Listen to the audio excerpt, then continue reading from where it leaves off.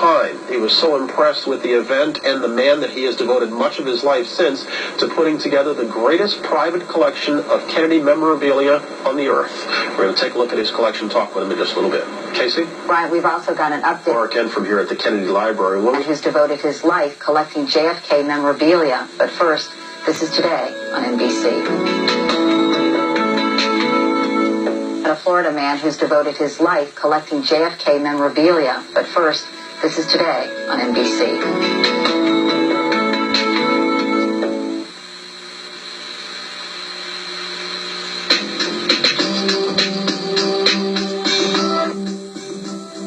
John F. Kennedy's death impacted as many people in almost as many different ways. It compelled Fred Ciacelli to amass the world's largest private collection of Kennedy memorabilia. Fred's in front of his house in Pompano Beach, Florida this morning, which has become an unofficial museum dedicated to the life of President Kennedy. Mr. Ciacelli, good morning. Good morning, Brian. You're only 39. That means you were just a kid when JFK was killed. How do you explain this fascination? Well, back in the 4th grade, back in Monroe, Michigan, we were studying U.S. presidents that day. And ironically, I told my teacher in the morning that someday I'm going to meet President Kennedy. And she said to me that, well, he probably won't be president when you meet him, when you grow up. Of course, later on, she walked up to me and she hugged me and she said, the president's dead, you'll never meet him. And I remember going home, and seeing my mother crying and my father crying, and I think that made a big effect on me. We can see the identical car as the last one the president rode in your driveway there. It's been used in a lot of movies. But tell us about your collection. What's it include? Well, my collection includes an actual cardigan sweater that JFK wore. It has his initials on it. It's blue and white. Of course, his favorite color was blue. I have a set of presidential cufflinks that were Kennedy's. He wore them in 62 and 63 on several occasions. I've got over 21,000 items pertaining to the life of President Kennedy. I think it's important that we remember his career and his life. Not too much on the assassination. I try to deal basically, on his career. How exactly have you gone about acquiring most of this stuff? Well, at first, I just cut out a lot of pictures from scrapbooks and bought a lot of books. But as one collector told me one time, if you collect, sometimes it finds you. I bought his doodles from a guy in Las Vegas about 10 years ago, and I heard about that because someone had knew I collected Kennedy material, and he called me up and said I got his doodles he drew aboard Air Force One. So a lot of magazine publications that's for sale, a lot of collectible books and things like that. And you just subscribe to it, and we're a member of the KPIC, which is the Kennedy Political Item Collectors, a group of political collectors of not only Kennedy, but other U.S. presidents. And finding some good stuff. Anything you've ever wanted to add to your collection that you've been so far unable to get your hands on? Well, I've always wanted some of his clothing, and that came about this year during the 30th anniversary. I've looked for it, and it just didn't seem to exist. Part of my collection that I want to do is I want to one day go to the Oval Office and meet a U.S. president. I got to go see the Oval Office back in 1988 under President Reagan before he left office. But that doesn't have much to do with the collection. But that's one of my goals for later on. Yeah, you're self-employed. I understand you own a McDonald's restaurant, so you're not in this for the money. But do you have any idea what your collection's worth? I really don't. The money isn't really that important to me. I've had a lot of offers for the complete collection from some people as recently as about 30 days ago. But I never sell anything. I'm not a dealer. There's a lot of people out there who collect things like stamps and coins and things like that, and they also sell it.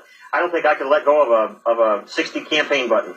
Yeah. Ultimately, what is it you want to do with all this memorabilia, Mr. Ciacelli? What are your long-range plans for it? My long-range plans is I want to do a memorial to John Kennedy from a private citizen. I mean, I never knew the guy. I was 9 years old.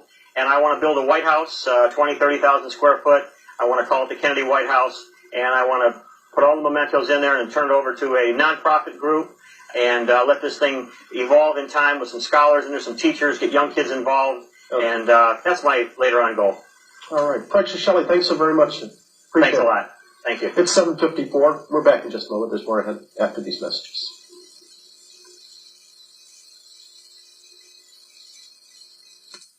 His collection down in Pompano Beach, Florida. Fred, you're a family man. What do your wife and kids think about your fascination with this and devoting your constant time to this effort? Since my kids were 3 and 4 years old, they knew who Kennedy was, believe me. And all through school, now I have one that's graduated, they did every single report from school on John Kennedy. And they've also always got 3 A's when they've done it. Because I usually bring I either bring the car or I bring a letter that John Kennedy actually signed. to the class, and that usually ices it for the teacher. Yeah, this car that's in the driveway, I mean, we have some footage of it. It's been used, I understand, in some of the Kennedy-related movies, yes?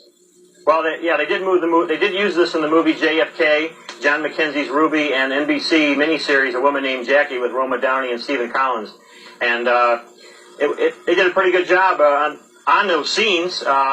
It's Kennedy blue. He personally picked this color himself. That was his favorite color, as I said earlier. And it was made as a parade car. It was not made as a protection car at all, just for a parade. It has the presidential seals in there, which is over that, looks very elegant.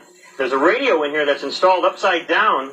The local Ford guy installed it upside down, and Jackie Kennedy had told the president, this radio is upside down, but she said, leave it. I like it that way. It's part of the research. Now, did you ever drive this car? I drive it in a lot of parades. I use it for functions if they want to use it for a charity or something like that, to put a dignitary in it. I use it a lot. Yeah, I go to the grocery store in it. Hey, John, Fred, I'm sorry. At this point, is this a hobby or a full-time pursuit?